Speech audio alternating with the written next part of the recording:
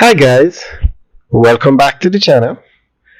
Today we're going to talk about some mega developments taking place in Port Royal.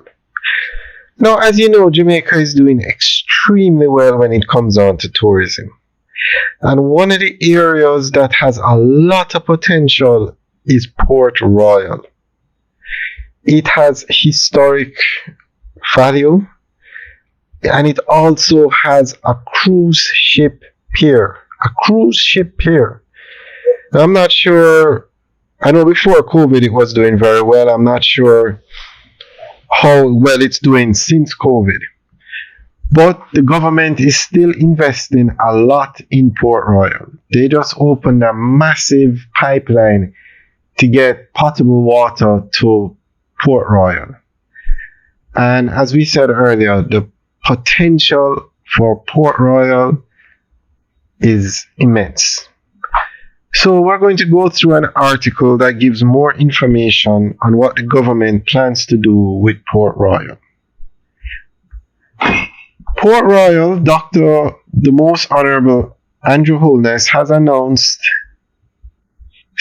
Prime Minister Dr. the Most Honorable Andrew Holness has announced additional development plans aimed at transforming Port Royal into a vibrant economic hub that will boost tourism and enhance local infrastructure.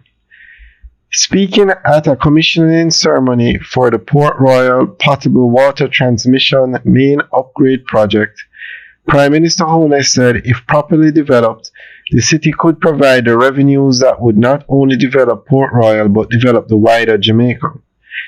He explained that investments have already been made, including facilities for docking cruise ships and receiving cruise ship visitors, establishment of a new pier and customs facilities, as well as a museum and restaurant which will be open soon.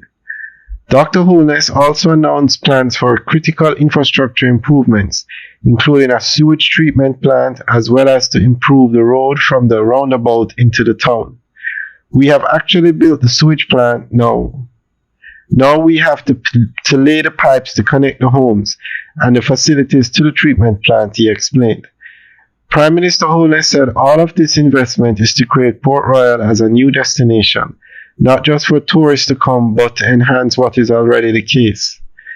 Port Royal is the destination for people in Kingston and St. Andrew.